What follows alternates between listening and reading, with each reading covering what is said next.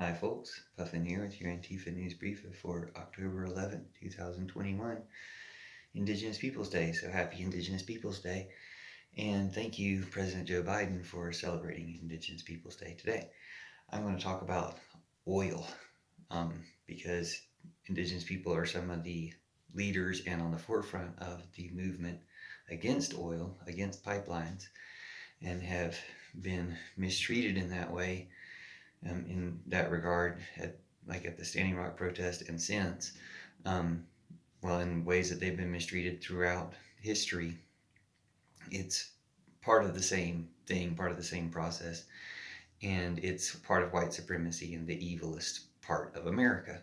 So it's what we need to change, and oil is one of the best ways to talk about it. So I'm going to focus on oil for this because another thing, I heard a great program on NPR about the American Indian movement, and a lot of about the BIA relocation and a lot of different stuff. It was very educational, so I encourage you to look that up. I don't know what the program was called, but it was in the evening on NPR on today, October 11th, 2021. And I also heard another program on NPR, or a journalist being interviewed about oil worldwide and how worldwide the oil industry, oil and fossil fuel industry, receive subsidies from all the governments of the world. And I asked somebody, what do you think that is? Just guess. And they guessed $300 billion, which when you think about it is a lot of money. But that was just a guess, just to try to guess a lot of money that all the governments give to the oil and fossil fuel industries. It's more than that. More than $300 billion. It's $6 trillion that all the governments of the world give to the oil companies every year. $6 trillion. So first of all, think of what the world could do with 6 trillion extra dollars towards other things besides propping up a fossil industry, meaning an old and outdated industry that should be long buried. It also prevents them from having to convert to the more economical green energy that is the future. It, holds us in the past by paying them to continue doing something that obviously isn't economically sustainable if it requires an extra $6 trillion around the world to keep it going. So evil that they're doing that, evil that even in the way they're reporting it, the person who was reporting that they get $6 trillion, like sounding the alarm on that, also made a comment a little bit later when they asked him, well, when they convert to green energy, isn't that more expensive for the consumers? Don't they pass that price on to the consumers? And he said, yeah, some governments, he was praising especially some European governments or governments in the EU, saying, some governments are paying for the poor people's electricity temporarily.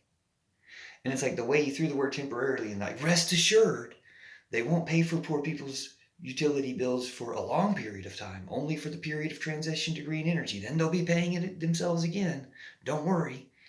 It just seems so weird and greedy. Like we're talking about the same governments that are giving altogether oil companies $6 trillion a year.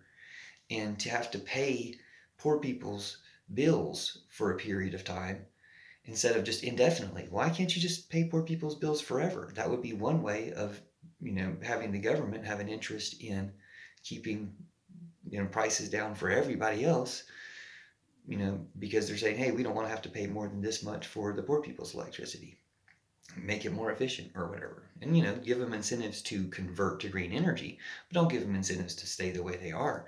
That's ridiculous. And if you're giving them that money anyway, why not be paying the poor people's debts with it if you're giving them $1 trillion anyway? So it makes me think they can only temporarily give money to poor people. They can only temporarily pay our bills in certain times, and then only if you have a good, responsible government. Why even make that temporary? They can only temporarily do that because they have to get back to giving trillions to the oil companies as fast as they can. The oil companies need, 50 of those billions back so that we can give them the full 6 trillion. Like, it's a lot of money when you think about it. 6 trillion is 6,000 billion. It's 6 million. Okay, so that's all wasted.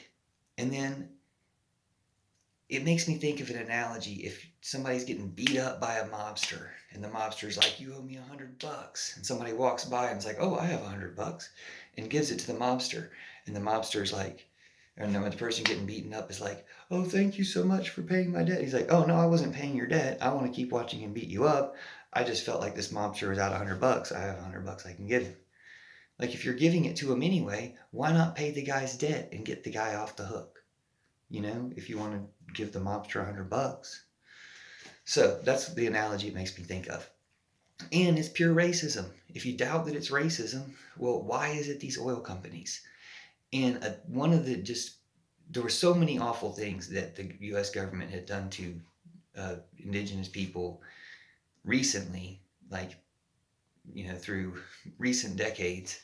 Maybe it's gotten somewhat better in more recent decades, but in recent decades, just especially terrible things, trying to destroy the tribes, basically, termination of tribes and relocation of people.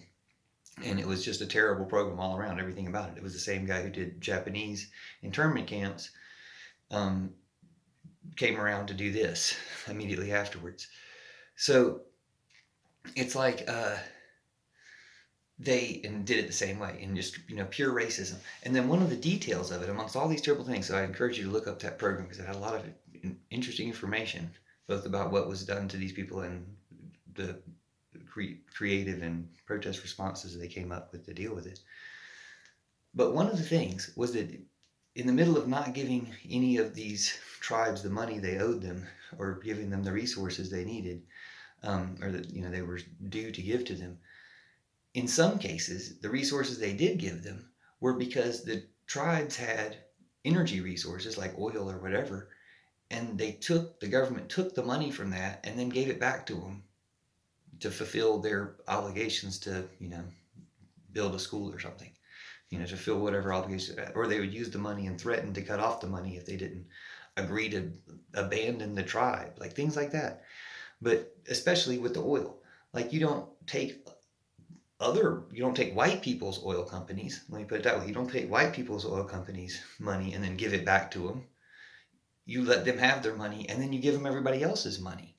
It's ridiculous. But they did that to the oil companies or the energy companies of tribes. So that right there shows what's underneath it all, or what it's based on is racism. And what needs to be cut out to say don't favor certain people at the disadvantage of everybody else. So again, thanks for watching, and let's all work together to follow the leadership of indigenous people who have shown the way for how to oppose these oil companies and protect our water, protect our land, and protect the earth. Thanks for watching, sharing, commenting, and see you soon. Have a great day.